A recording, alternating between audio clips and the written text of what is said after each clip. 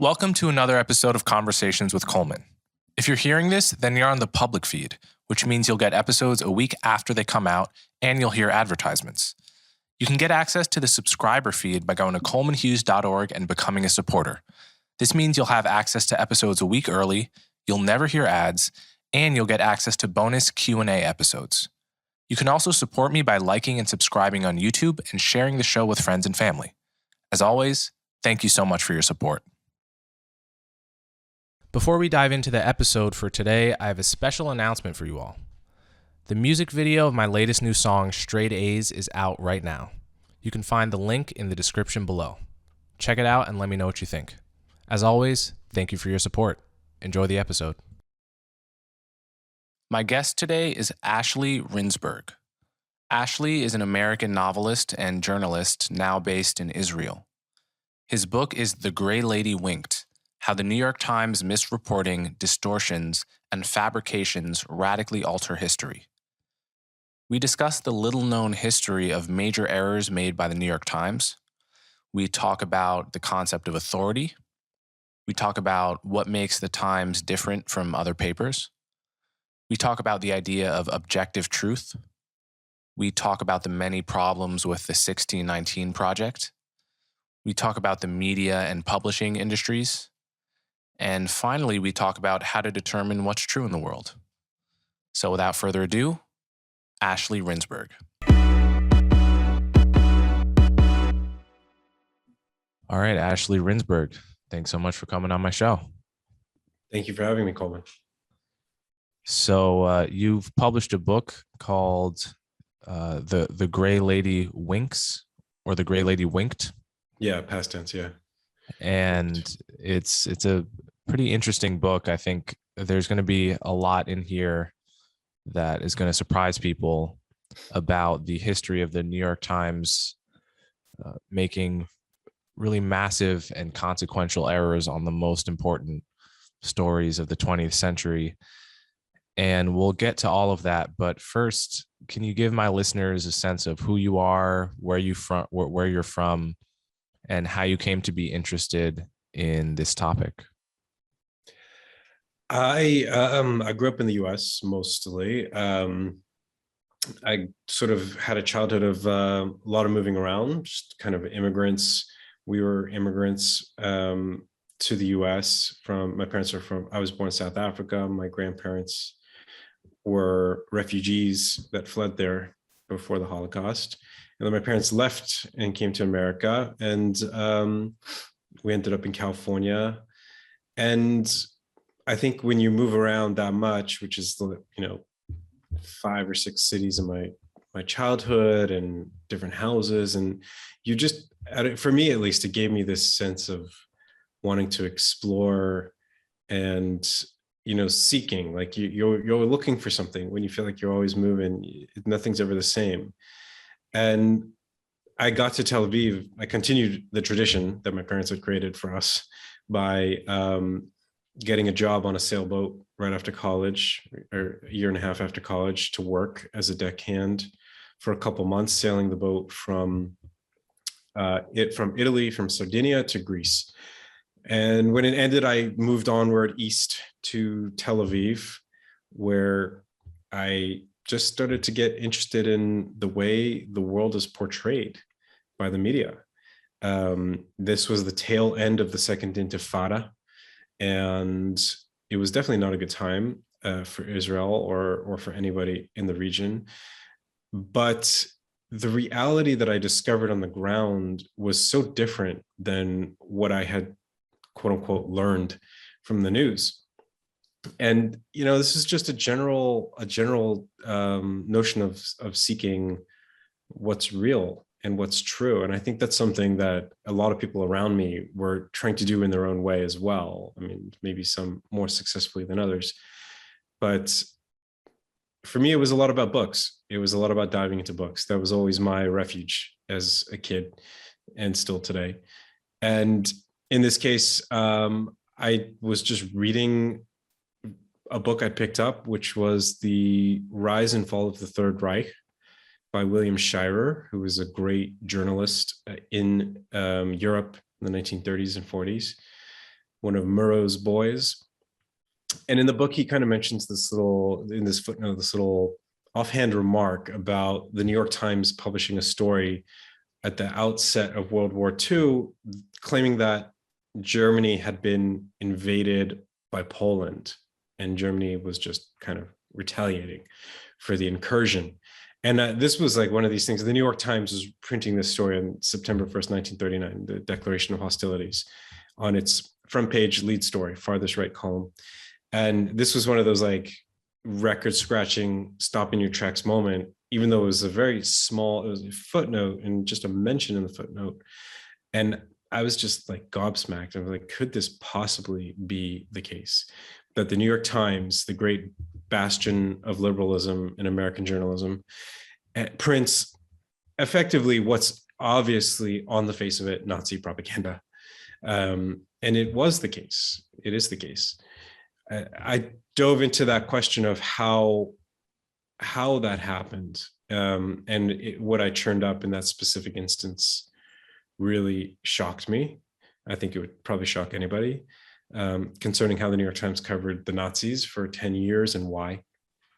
But then I continued into this narrative on trying to understand how this great newspaper, this kind of vessel for truth in America, and I think other parts of the world too, how it had not just misreported, because you can make a mistake and that's just being a person, but how it had done this over and over and over in ways that changed history.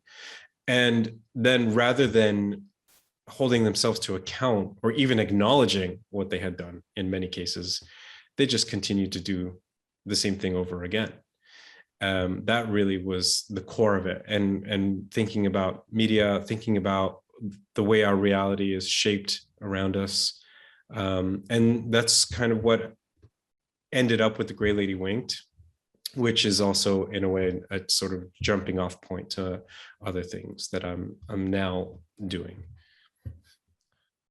And the other episodes you talk about in the book are pretty much equally shocking examples of the New York Times getting major atrocity, the reporting of major atrocities wrong, things that are just not even controversial anymore, like the idea that there was a famine in the Ukraine that killed, I'm not exactly sure what the number is, but between 5 and 7 million. Right, but between the Holodomor, as they call it, Mm-hmm. The notion that happened is not at all controversial and hasn't been for a long time, but the New York Times was on the wrong side of that one. And the treatment of Fidel Castro you talk about. Yeah. You also talk about more recent errors that are kind of more often talked about, such as whether Saddam Hussein had weapons of mass destruction and this kind of stuff.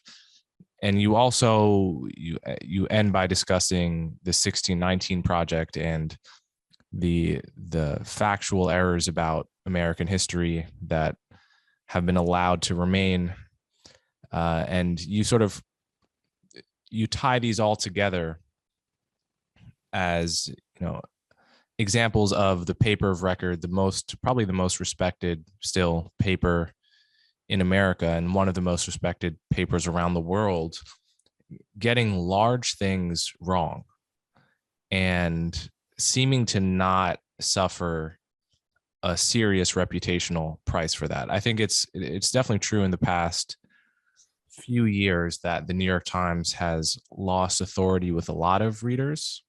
I don't know how much a lot is, but definitely the audience of this podcast is you're going to be preaching to the choir probably in terms of talking to smart people that nevertheless doubt the New York Times, not because they're generally conspiratorial or they think everything is a lie and chemtrails blah blah blah, but because they've observed a pattern of mistakes that are deep enough and damning enough to make you doubt the system that's continually making those mistakes. Yeah, can you I guess one question I had reading this book is about the sense of authority that the New York Times has. And uh, authority is an interesting concept because it's something that it's a little bit hard to describe exactly what it is, but it's just the sense that people believe what you're saying because of who they know you to be. You know, when you're a kid, your parents have authority. They seem to be masters of the world and they just understand everything so much better than you. And is, you know, as you part of becoming an adult is your parents lose authority and you gain it. But it's not something that you just turn a switch and someone loses. And there's also this problem of everyone knows that arguments from authority are technically a fallacy, right? To say that X is true because Y said it is just like fallacy, illogic 101.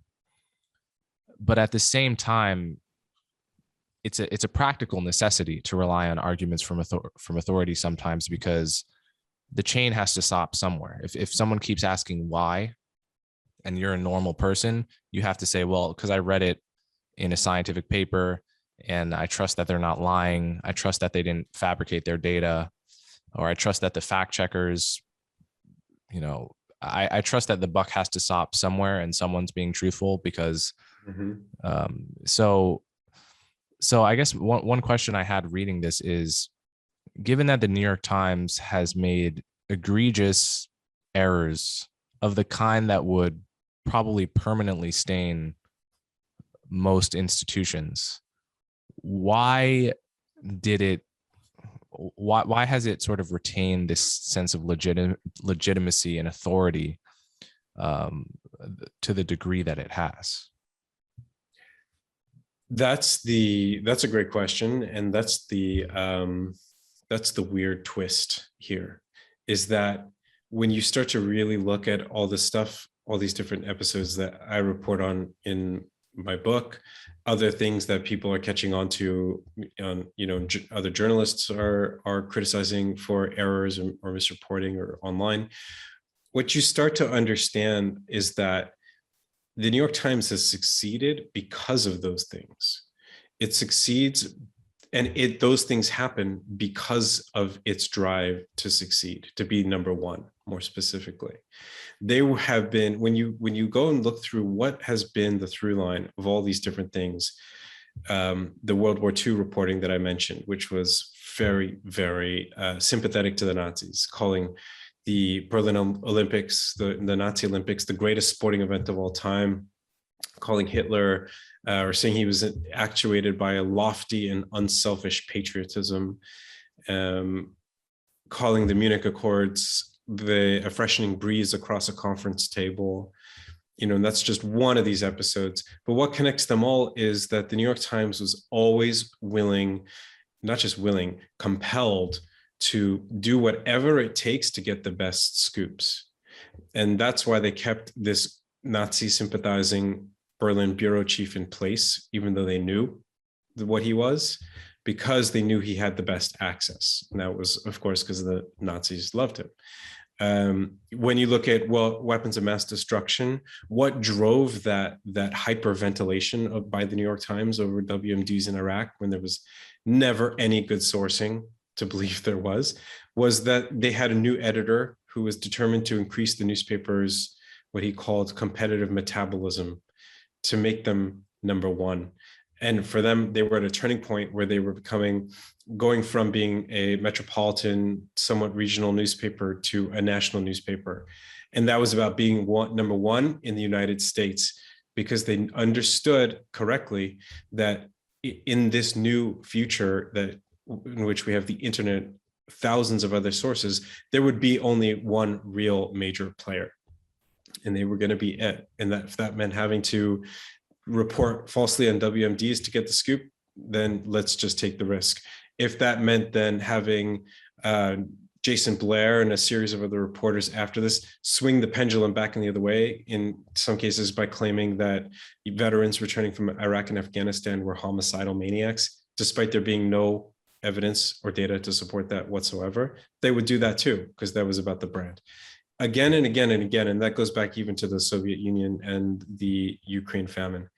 They were willing to do what it took to get those scoops. And Walter Duranty, who's the New York Times Russia correspondent that actually did the cover up, he got a personal invitation as an American journalist from Joseph Stalin to interview Stalin. And that was like getting a one-on-one interview with Kim Jong-un, like times 10. It was all about access. And there was also a financial consideration in that particular case as well, which we can touch on later. But that's why, is because they have invested so much in staying number one, including in many cases their integrity, that they achieve that. Where other newspapers and news organizations were not willing to go that far. They were not willing to work hand in hand with the Soviet Union, and then 10 years later, essentially do the same thing with the Nazis, and 10 years later with Fidel Castro in Cuba, and 10 years later in Vietnam. So that's essentially the reason. 93% of your life is spent indoors, but so many of our favorite moments are outdoors. The fresh air, the feeling of peace. Since warmer weather is almost here, let's make the most of it with Outer, the new outdoor furniture company with furniture purposely designed to get you outdoors more. Outer makes the world's most beautiful, comfortable, innovative, and high-quality outdoor furniture, all from sustainable materials, and is the only outdoor furniture with a patented built-in cover to make protecting it effortless. From teak chairs to fire pit tables, everything Outer makes has the look and feel of a 5-star resort, for less than you'd pay at a big box store for something that won't last. Outer is better in every way because they've spent years perfecting their products, with stunning modular designs to customize your space, life-proof material with a nano coating that's water, mold, bleach, and stain resistant, and triple memory foam cushions that are comfier than most indoor sofas. Outer's patented built-in outer shell cover protects your furniture from rain and dew. It's the kind of "how did no one think of this before" invention that made Shark Tank's Lori Grenier and Mr. Wonderful fight to invest in Outer. You can check out Outer's stunning furniture with a virtual tour or in person at one of their 1,000 neighborhood showrooms. Outer furniture comes with best-in-class warranties, like 10 years for their chic aluminum line and a 2-week trial with free returns. See the difference at liveouter.com/Coleman. Plus, for a limited time, get $300 off and free shipping. This is Outer's best offer anywhere, only available to podcast listeners, and only for a limited time. Get $300 off and free shipping at liveouter.com/Coleman. That's liveouter.com/Coleman. Terms and conditions apply. So I guess that may partly answer the question, but why the New York Times? What separates the New York Times here? Is it just that they are the top dog in this space and that's why you're interested in focusing on them? Or is there some other thing that separates them from their major competitors like the Wall Street Journal and so forth?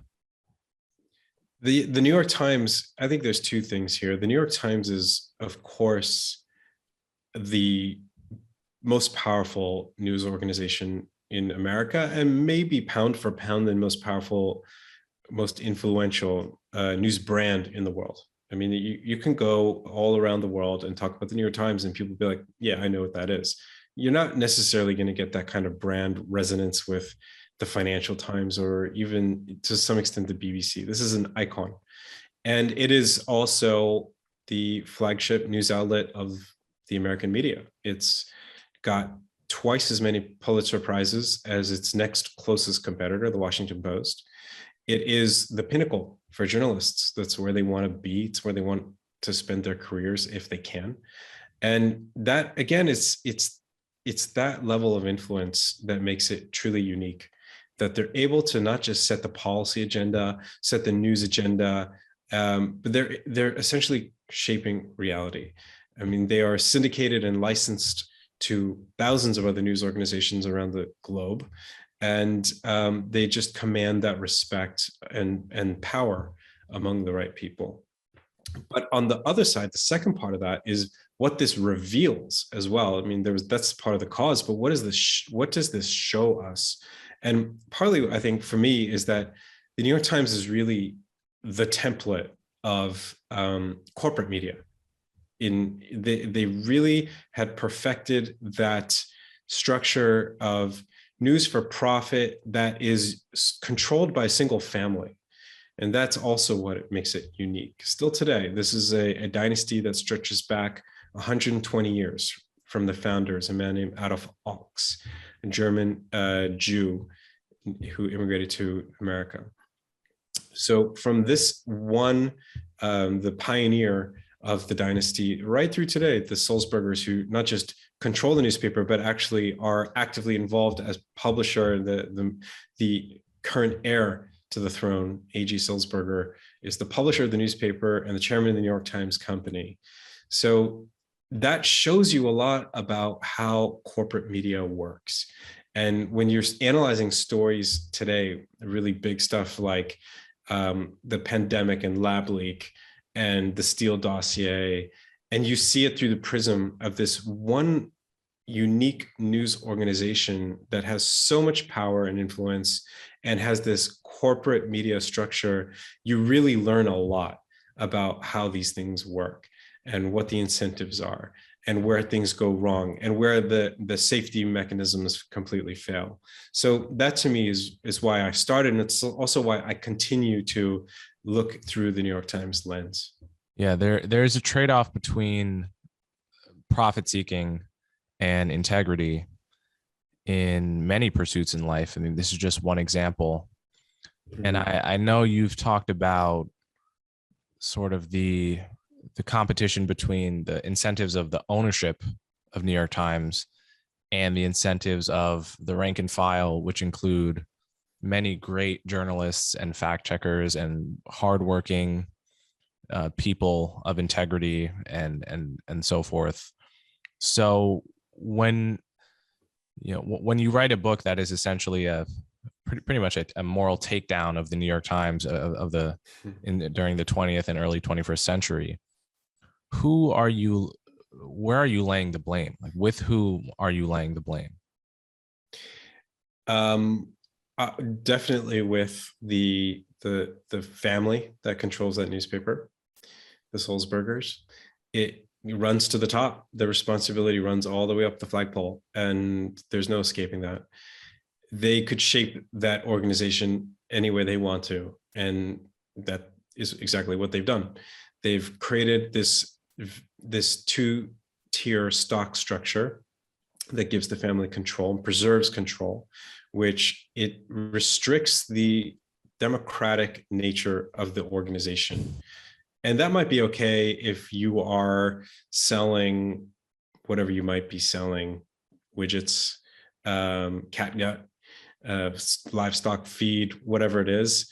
But when you're dealing in the truth, when the product is, by their own admission, this is their actual marketing campaign, the truth, then that's a problem, because you don't have the natural democratizing effect of multiple stakeholders, multiple voices, multiple interests and perspectives that I think a news organization requires, not just in the newsroom, but in the ownership structure as well.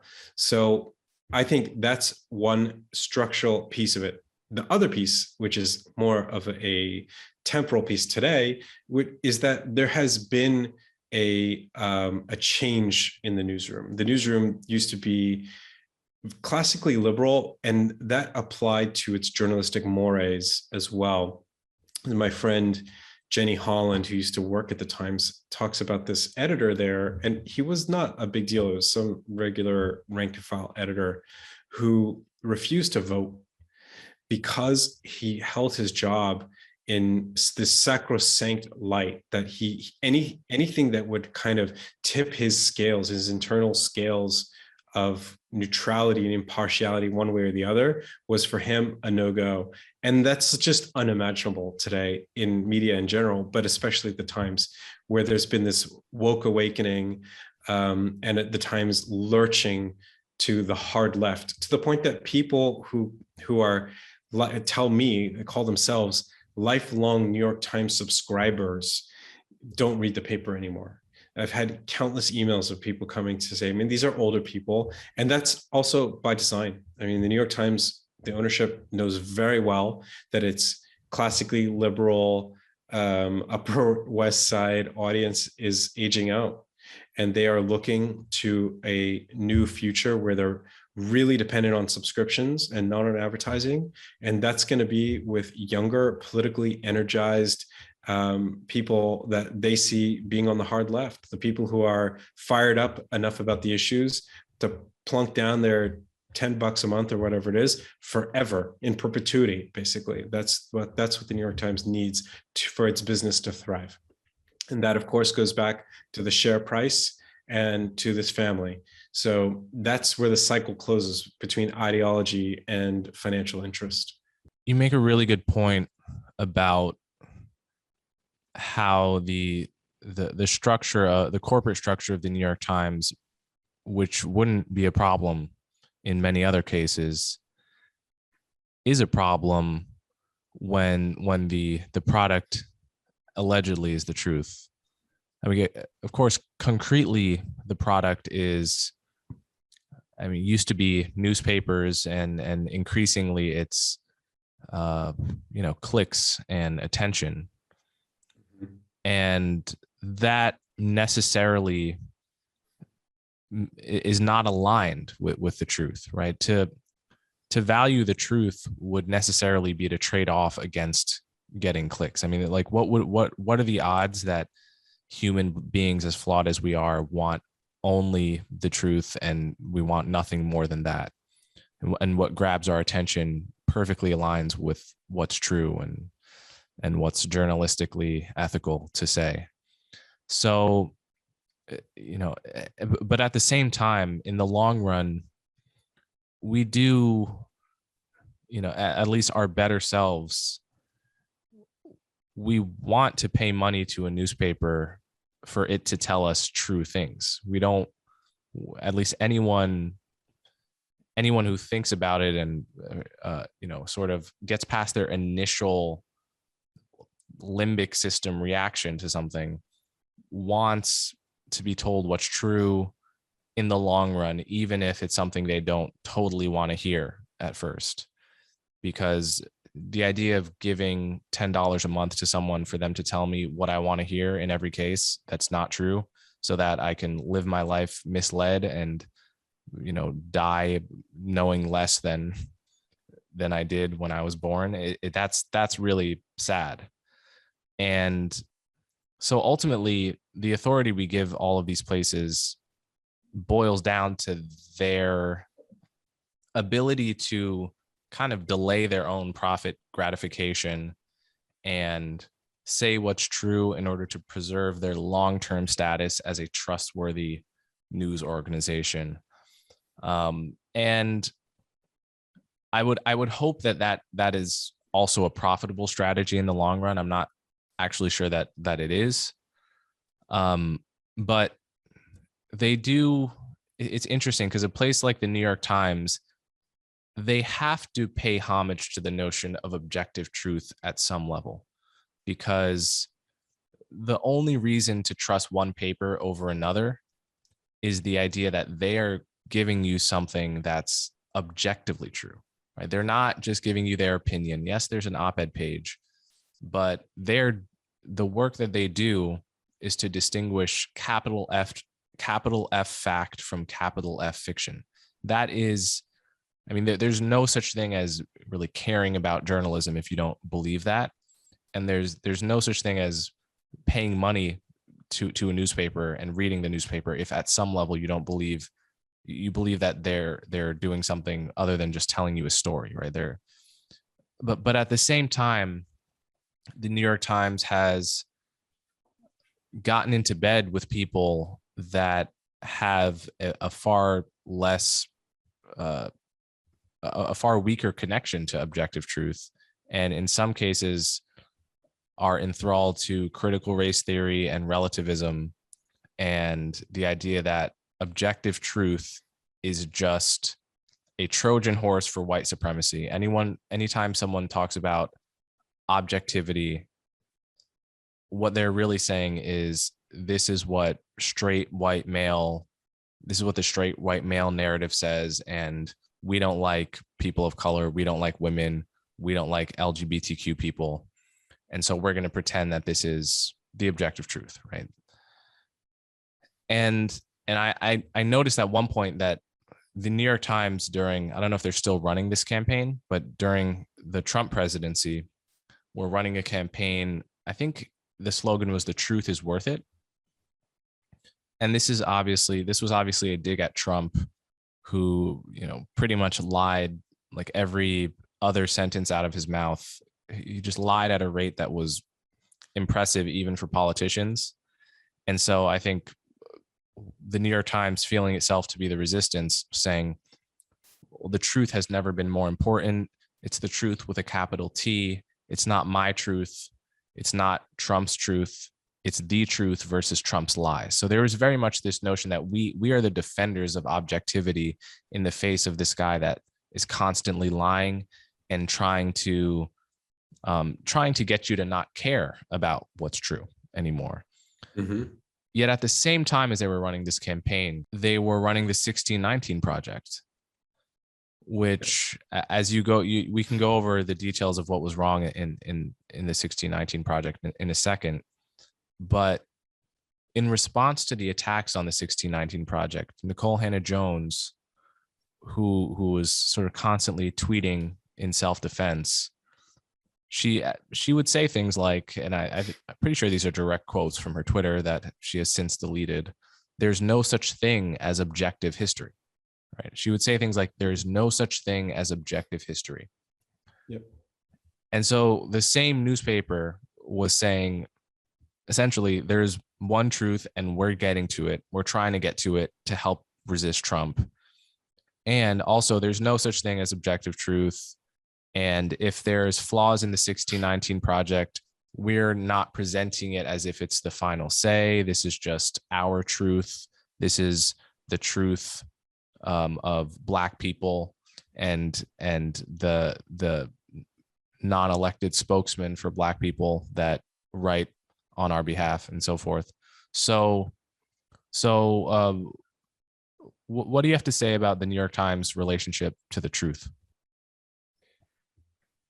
Well, just to pull the curtain back and take a look at the wizard, that campaign, Truth Matters, the truth is worth it. And by the way, when they say worth it, they're talking about the cost of the subscription. Mm-hmm. The truth is worth your $6 a month. Mm-hmm. That campaign was created for them by Droga 5, which is the top advertising agency in the US. I mean, they're the elite, like the SEAL Team 6 of advertising. That was an ad campaign that was created. It was something that the ad agency, these guys were clocking on to the rise of the term fake news in American culture. And that's just a beautiful opportunity that aligns neatly with the brand. Case in point is that the 1619 Project, which was so riddled with major errors that its own fact checkers or the scholars that were being used by their fact checkers on important claims in the project were writing pieces, one in Politico, saying they fact checked me, they used me to fact check this huge claim, in this case, that the American Revolutionary War was fought to preserve slavery, which is something the 1619 Project claimed. And the fact checker, who is a professor at Northwestern of African American history, said, "You can't say that, it's just not true." And they said it anyway. And the reason that they were able to proceed with this stuff is, number one, because the 1619 Project is a centerpiece of their marketing mix. They're not dumping all this money into the 1619 Project just because they think the ideas are nifty. They are looking at this as a financial investment, and they're open about that. They spoke with a senior vice president or vice president of the New York Times Company, spoke openly about the fact that 1619 Project is essentially a brand initiative as part of the larger Truth Matters campaign. And when you say, okay, well, let's reverse engineer that and look at the 1619 project and what it was really doing, exactly what you mentioned about Nicole Hannah-Jones, who is the creator of the project, who didn't feel a need to adhere to any notion of not just objective truth. We could use a different term. We could talk about a common truth, or just, the basic, getting to the fundamentals of consensus in a way that's impartially derived. She rejects that because that's not her project. Her project is to use the academic, the intellectual tools of critical theory, which transforms the truth from a thing out there that we all try to approximate. I don't think any one of us actually gets the quote unquote objective truth. We're all doing our best to contribute to an approximation of that thing that's objectively existing out there, and transforming that into a notion of truth as a political means to the end of power. And that's what critical theory is about. Truth, according to critical theory, is whatever helps to emancipate oppressed people. It's the most simple statement of how they see the truth. And I think that's exactly what Nicole Hannah-Jones, a worldview she subscribes to. And with the 1619 project, that mechanism of critical theory didn't just give her license or the ability to create the project and sustain it and make it the huge success that it is in its world. But I think the causality goes the other way around as well, which is that the 1619 project allows something like critical theory to exist in the world in this very practical and impactful way. They are changing the notion of what truth is by teaching the 1619 project, and the other way around as well. So that's the scary thing. And the real reason it's scary is because people out there aren't stupid.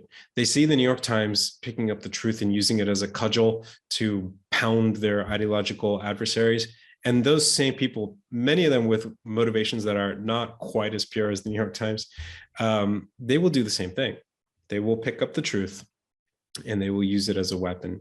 And when we lose that mutual commitment to doing our best to come close to truth, or respecting it as a value that's independent of our own wishes and desires, then we venture into really dangerous territory. And that's exactly where we are, I think, in the US and possibly in other places, but certainly it looks like in the US. Yeah. And just to remind everyone of how embarrassing this was or should have been for the New York Times. So the 1619 project was being put together, and most of the people writing these long articles were not themselves historians. So they got a team of historians to fact check all of the claims. And of course, they weren't choosing conservative historians to begin with, right? They were choosing historians that were no doubt qualified and, in every sense up to the task. But they weren't choosing historians they thought would be unfriendly to begin with. And then at least one of these historians, who happened to be a Black woman, although it shouldn't matter, basically said, no, there's no way it's true or accurate to say that one of the main reasons that the 13 colonies rebelled against Britain was to preserve slavery. That's just a historically inaccurate claim. You can't say that. And then they said, well, you know what? Fuck you, we're saying it anyway. And and then eventually she came out with an article after many other historians had already objected to the claim, saying, listen, they hired me to fact check this. I said it was wrong. They did it anyway. And, out of just, I have to clear my conscience. I have to come clean about this, though I support the wider aims of the project. That's more or less what she said. Mm-hmm. And I think still, this is one of those cases where most people are only paying attention to the headline. And to the sort of the initial wave of excitement about something. They don't read the embarrassing truth that comes out 6 months later. So, the flurry of excitement about the 1619 project and celebrities talking about it, and the all of the work that was done and put into the launch of that very successful initiative.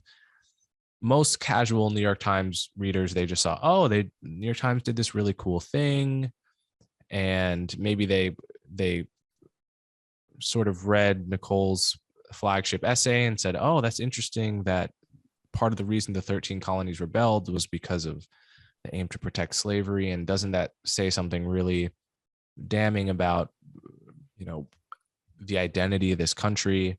They're not paying attention to the Politico article months later that is totally embarrassing to the project. And so what most people remember of that is just the 1619 project was a cool and important and sort of groundbreaking thing that the New York Times did. And I hope that it's in my son or daughter's history class. And this is something that just happens over and over. It's people not really paying attention to the fallout of stories. And I guess this is kind of a question that relates to all of the other errors you go through in the book. Why isn't it a widely known talking point that the New York Times was soft on Hitler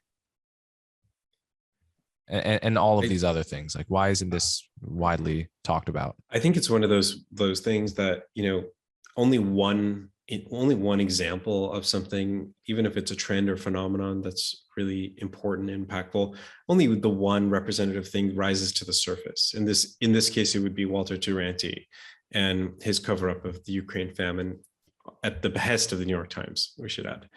And I think that's part of it. The other part of it has to do with the New York Times' influence and their power. Again, it's where every journalist wants to be, wants to go. If they're in mainstream corporate media, that's the peak. And if your aim is to do that, then, why would you go and dig up this dirt about the New York Times from 80 years ago? It's not in anybody's interest to do that, and certainly not to publish it. So who's going to do it? This stuff is out there in bits and pieces. But when I went to publish this book, I was having people who were very high-level agents, editors, publishers, what have you, just straight up tell me, oh, I can't go up against the New York Times. They'll kill me. The New York Times' bestseller list is easily, by far, the most important book marketing tool in the world. You say New York Times bestseller, you've already got cachet, you've got sales. Nobody wants to mess with them in that way. So, it takes some kind of motivation, and it takes someone willing to just say, all right, screw it, I'll do it. And in that case is what it was for me when it came to publish the book. I'm like, this might hurt a little, because it's, I'm not going to be welcomed open-armed into the warm embrace of the American media for doing this. And I think that's partly why it is. The other reason, of course, is that the New York Times doesn't talk about these things. When it came to the Pulitzer Prize that Walter Duranty was absurdly given for his denial of the Ukraine famine, the Times was being pressured by the Ukrainian American community around 2003 to give it back, to rescind it, to say this was not won legitimately and we do not deserve it. It's not part of our tally of Pulitzers. And they hired a consultant who was a historian to assess the situation. It's like this big mystery what he would recommend. And lo and behold, he's like, yeah, you should give it back. And they said no. There was the publisher then, who's the father of the publisher today, wrote a letter to the board saying that to return that prize would be an act that would too closely resemble Soviet airbrushing of history. And you're just like, wait, what? It was Duranty who airbrushed history in your newspaper, and again, at your behest, or the behest of, in this case, his grandfather, that publisher's grandfather. And he's claiming that to address it, to correct the record, was the act of airbrushing. And that kind of moral jujitsu is something they're really good at. They're really good at, writing this like really cool looking spread in 1978 or whatever it was about why they didn't cover the Holocaust at the New York Times, why in 6 years they printed 6 front page stories. And then do the nice little kind of, retrospective one time so they can point at it, but not really grapple with the fact that America's most important newspaper buried, all but covered up, the greatest genocide of the 20th century, the most awful genocide of the 20th century. They would not come back to that in a manner that is even partially proportionate to what they're doing with the 1619 project in the scope. If you look at the amount of media, the amount of coverage they give to the project, the different formats of podcast that deals with Oprah, you name it. And meanwhile, the Holocaust and the New York Times' role in covering it up at the same time that they had a Nazi as their bureau chief in Berlin gets one story written by a former editor in the mid 1970s or something, and they'll just leave it at that. So that's partly why they continue to cover these things up, and they do quite a good job of it because it's an ecosystem, and they are one of the most important organisms in that ecosystem, and nobody wants to go knocking on that door. Hunting down answers to your questions can be rewarding.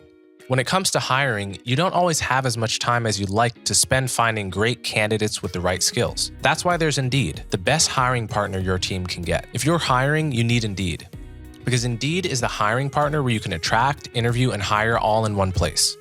And Indeed is the only job site where you're guaranteed to find quality applications that meet your must-have requirements or your money back. Instead of spending hours on multiple job sites hoping to find the candidates with the right skills, you need one powerful hiring partner that can help you do it all. Indeed partners with you on every step of the hiring process. Find great talent through time-saving tools like Indeed Instant Match, assessments, and virtual interviews. With Instant Match, as soon as you sponsor a post, you get a short list of quality candidates with resumes on Indeed that match your job description, and you can invite them to apply right away. Plus, you only pay for quality applications that meet your must-have requirements. With virtual interviews, Indeed saves you time. You can message, schedule, and interview top talent seamlessly, all in one place. Indeed makes it easy to connect with your applicants. No need to install anything extra. Indeed's virtual interviews work from your browser. Interview virtually with no downloads, plugins, or purchases. You can do it all in one place with Indeed. Start hiring right now with a $75 sponsored job credit to upgrade your job post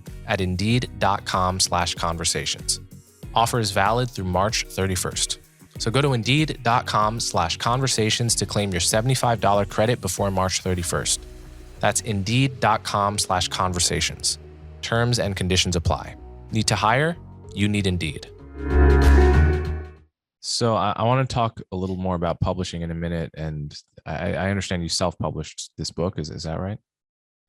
Yeah, I basically, we can talk more about that. Yeah, but before I get to that, just want to make an observation here. It's one that I've made before, but there's this common argument made. It's usually by people on the left about institutions, particular institutions, or America as a whole, which is to observe that an institution was conceived in some kind of sin, whether it's that the police started out as slave patrols, or the criminal justice system started out in this way, or slavery was present at the birth of the nation, and therefore this institution is eternally stained by the sin that it was conceived in.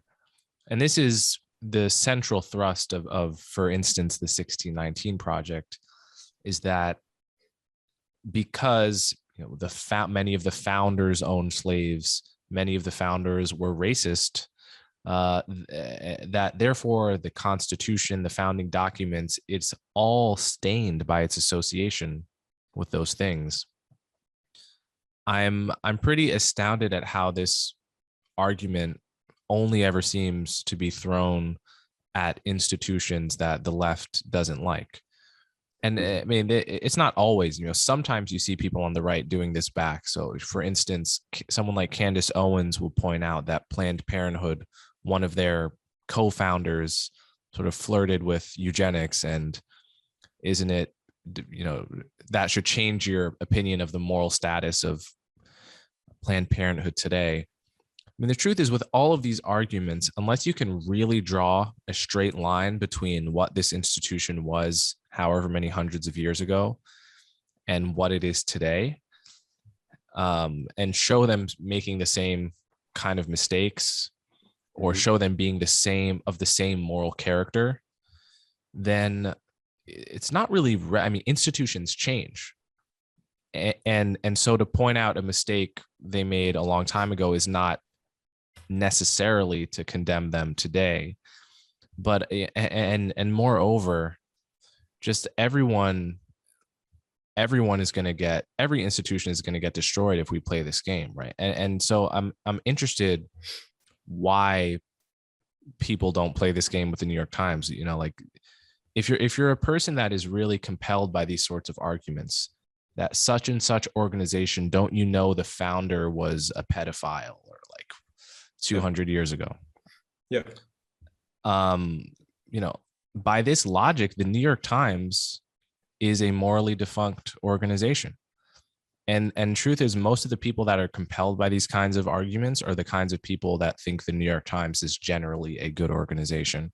And my point here, to be very clear, is not that the New York Times getting Nazi Germany wrong makes it bad now. It's actually the opposite. It's that these sorts of arguments, which are generally leveled against right-wing institutions and against the right, are invalid. And I think the moment you think about it, they can only really be used cynically. Like, you can't really believe that an organization's origins set it on a course that makes it bad today, because nothing ever changes. So this is just an observation I wanted to make. And I'm curious if you see this happening as well. Absolutely. Yeah. I think that's very much the case. But I think that people are making this argument only cynically, at least those who are generating the argument. I think there is the phenomenon that you had alluded to earlier, where you just see the top line story or the narrative in, catch a glimpse of it, and you're like, oh my God, the so-and-so was a slave owner, and they pick up on that. But I do think the people who are creating these arguments are doing it cynically. I don't think it's about a true accounting. I do think it's about a reckoning, and a reckoning is about power. It's about shifting power, and they're doing it quite successfully. I think that if that conversation was had in good faith, it would be a very good one. These things should be talked about. They should not be kept hidden. They are important, of course. And those, have the conversations, great. And let's see how the organizations are different, and point that out, and recognize that no organization is perfect. But what is really going on is a search for ideological purity. These are purity tests, and like all purity tests, it is a mechanism of power. It's an instrument of power. So with the Times, I think it's the same thing. I mean, there was actually a story a few weeks or months back about a founder of the New York Times, who's previous to the current dynasty, was a slave owner as well. So there you go. But of course, that was a little blip in conservative media.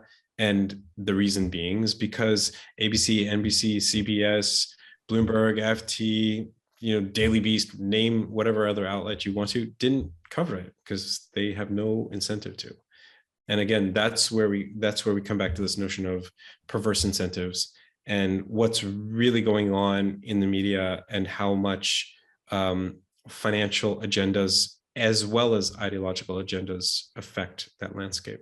Yeah. So speaking of the publishing landscape, so you wrote this book before you had a publisher. Yeah, I just wrote. I was Which actually is really generally young. the first piece of advice they give you is not to do that. Yeah, so I again, I just did this very naively. I was living in Israel. This was like I don't know, 15 years ago. I was in my mid 20s, and I was just interested in this topic and sat down for a year in a cafe. Basically, I had a side job, and read these books and did the research and wrote the book, not thinking about what might be a pathway to anything. And then once I had it done, I started to shop it around, and that's where I just came up against these walls. It was also a different time. It was at that point a much more parochial topic. It was much more like inside baseball, where today this is all anybody's talking about is truth in media.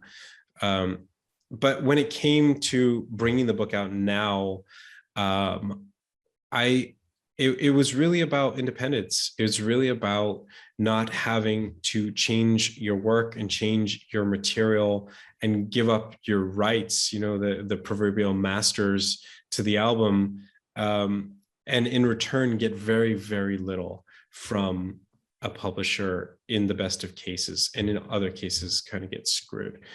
So I have enough experience, um, in and around publishing from my career. I've worked in marketing disciplines for 10 plus years, as well as paying the bills, writing other books. And I decided that I could hire the people I needed to hire. I could hire the editors and the fact checkers and the proofreaders and the great, great cover designer who I hired. Um, and create something on my own, which to me felt very, very satisfying, but also very important, that I was able to say, because the industry had said to me, no, we don't accept these ideas. And then I could come back and say, well, that's good for you guys. I'm just going to do this my way. And I think that's a message that people are kind of like, it's really resonating. I think there's this, we've all heard this topic, this concept of the sovereign individual.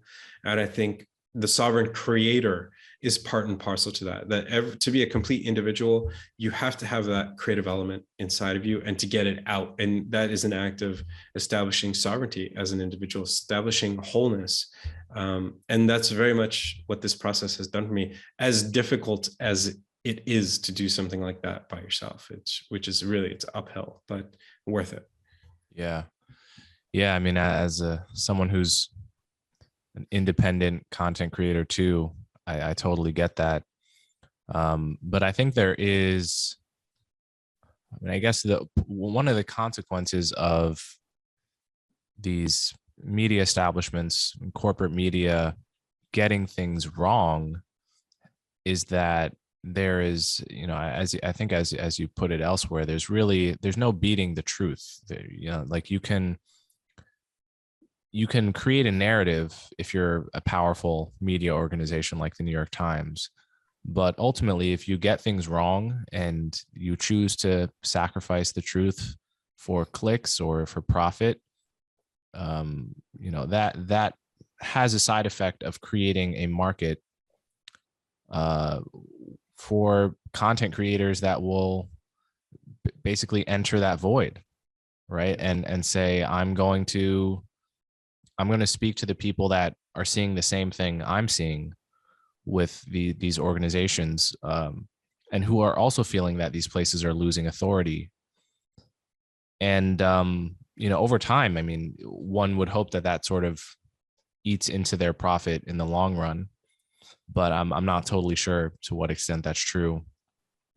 But I admire you for self-publishing. I mean, it's the publishing industry is another place that is sort of rife for disruption, and very much set in its ways, and that has incentives that are also in many ways misaligned with the truth. Um, and that's something I know a little bit about. Yeah, I just interviewed, for my podcast, which is called the Burning Castle podcast, the great, great author of fiction, Lionel Shriver, who is Yeah. probably one of the only really serious and top tier novelists who is a conservative. And she and I were just talking about how publishing is what was once called a gentleman's club, which meant it was about the kind of the perpetuation of the inner elite, and thumbing through newspapers in the club in an overstuffed leather chair, and profits will come, profits will go. And that's like it's a very strange thing to see, especially when you see this industry that's really taken a hit over the last 10-20 years, is that they are putting ideology, they're putting political fads ahead of their own profits, because they are not tapping the potential of the real audience and what that audience really wants in their fiction, in nonfiction, in poetry, in every other aspect. And the news media has done exactly the same thing. You look at the ratings, you look at the readerships, you look at the subscriptions, it's all nosediving. And of course, there's a long-term trend there, but there are also short-term trends, like CNN just going all in on activism for the last 5-6 years, at very least, probably much longer than that. And the audience is responding, saying, no, thanks. We'll just go somewhere else where we feel we can trust the sources, that we're not being manipulated according to someone else's agenda. And again, as news consumers, we'll do it our way. As book readers, we'll do it our way. And I think that is that huge risk to these industries like news and publishing, is that these are gatekeeper industries. And people are learning that you can just kind of go around the gate. You can just like walk around it and go to the other side. And it's kind of the same thing. It doesn't have the fanfare and the blasting trumpets, but you can just get to the same place. And so even in some ways simpler, maybe not easier, but it's a simpler path. So that is the risk. And publishing has already been disrupted. I mean, the amount of money that's going into self-publishing today in platforms like Ingram, Amazon KDP is astounding. I mean, we are talking billions and billions of dollars, and it's growing. And the nature of what a publisher is also changing, which is something that Balaji Srinivasan, who's a very important voice in this space as well, talks about bundling and unbundling. And publishing had been a bundled industry, had been bundling different kinds of resources and distribution channels, and now that's all been unbundled. The distribution channels are unbundled, the resources are unbundled, the landscape has been flattened. So that's very, very encouraging, I think, for news, for entertainment, for all form of media, for publishing as well. Yeah. So my final question. Basically, I think a lot of listeners to this podcast are people that are very interested in knowing what's true, but also don't have all day to dedicate their lives to finding out what's true.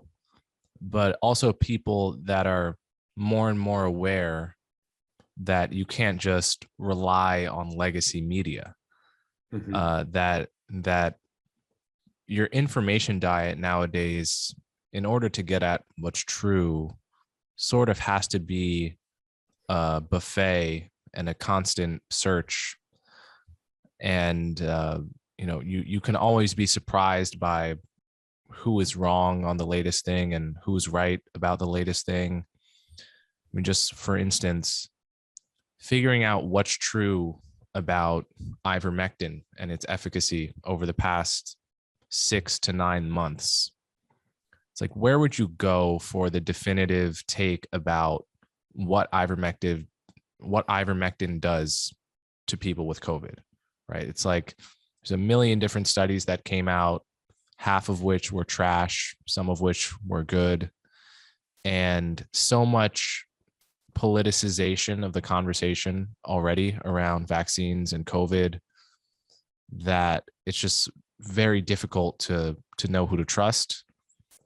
And then you go to someone like Slate Star Codex, or I guess it's Astral Star Codex now, Scott Alexander, or I guess that used to be his pseudonym, Scott Alexander, who can publish one of the most high quality meta-analyses on the ivermectin literature as a completely independent person, like probably better than anything you're going to read on the issue from the New York Times or the Atlantic or the Wall Street Journal.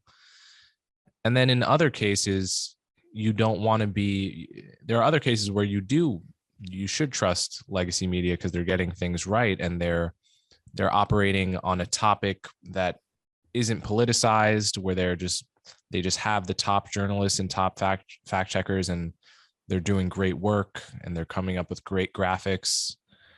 And so my question is, what advice do you have for a person that is just trying to get at what's true in the world, doesn't want to be misled, but is aware of the increasing challenge of knowing who to trust?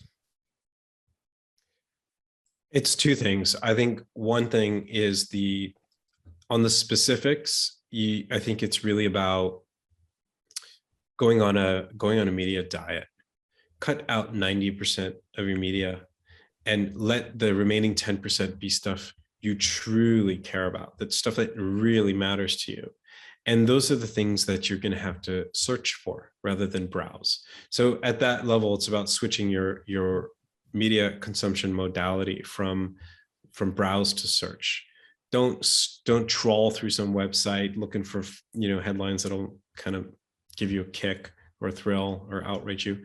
Rather than doing that, go search for the topics that mean something to you, and go search for the sources that are the Scott Alexanders of those particular topics, and don't just blindly trust any single individual. Find 2 or 3 or 4, see where they concur, see where they depart from one another, and you yourself will approximate the truth in your own way, but you have to do it with good faith. That's the caveat. It can't be like, let me go and try convince my aunt in Detroit that Trump is really good, or conversely that Trump is really evil. Either way, that's not the point. The point is actually to get to the heart of the matter itself, regardless of what that means for anyone politically. But I think in a bigger sense, it's kind of like it's that notion of practicing truth, practicing truth by reading deeply about things that interest you. And it doesn't have to be politics or economics or sociology or history necessarily. It may be one of those things, but maybe it's the truth about bird watching, simpler truths. You're practicing the art of truth. You're practicing the art of learning true things. That, I think, is the real key. That, I think, is about changing our culture, by changing the way we feel about these things, that we don't have that burning need to prove the other side wrong, prove yourself right, but going to something that is much more, again, to use that same term, flat, level, a place where you can look out at, just a sea of knowledge and perceive what it is, maybe without having complete understanding, but at least experiencing what that's like. And there are so many authors and thinkers and philosophers out there who took on their task with that open-heartedness and that open-mindedness. And when you go and connect with those works and those thinkers and philosophers and academics, you're connecting with that experience of the truth. And I think that's really the key element there. And accept that sometimes you won't know the truth. We may not know the truth about ivermectin, and there may not be a so-called truth about it. I mean, maybe there will be, or maybe it'll just be perpetually obscure. But we have this distinction between signal and noise. Sometimes there is only noise, and when there's only noise, turn it off. That, I think, is another lesson there. Which I with ivermectin myself, I personally know I am not going to decipher what is the reality. What is the core situation there? I don't have the tools or the time, and it was just noise to me. So I just turned it off. And sometimes I hear someone break through, Joe Rogan or whoever, but it's not a relevant issue to me, and I'm okay with that. And I think people need to do that with issues that they find to be just noisy issues. And at the same time, use that silence to fill it with, again, that experience of truthfulness, of truth. Yeah, that's excellent advice. All right. So on that note, Ashley, thank you so much for coming on my show, and I hope to have you back again at some point. Thank you, Coleman. I would love to. I know you're a musician, and I was like checking out some of your music, which is really, really cool that you got that whole other world. So, and likewise, I'd love to have you on the Burning Castle, because as I was talking today with Lionel Shriver, what we're doing there is talking with people who are change makers, but they're doing it through the avenue of creativity, of engaging the creative element in themselves in their own way to drive change in the world. So if you're up for it ever, I'd be happy I'm totally up for it. And I have a lot of new music coming out next year. So maybe we can talk about that. But I also understand you're a novelist, right? Yes, I am. I am a novelist. And that's what I was doing in between writing this book and The Gray Lady Winked and bringing it out to the world. I was writing a novel which is inspired by the disappearance and eventual death of my best friend from childhood in Nicaragua, and kind of my search for answers in the wake of his death. And it actually turned out to be in this weird way, because it was well before the woke trend took hold, but it became this anti-woke novel, which, again, going back to the publishing thing, it's not making me popular there, but I'm okay with that. So that's not out yet? That's not out. That's I'm still thinking, what's the best way to bring it into the world, since it was such an important journey for me, and a long one and hard one. So I want to make sure that I make a good decision about that. But yeah, that's fiction is sort of my first and true love, and always will be. So yeah.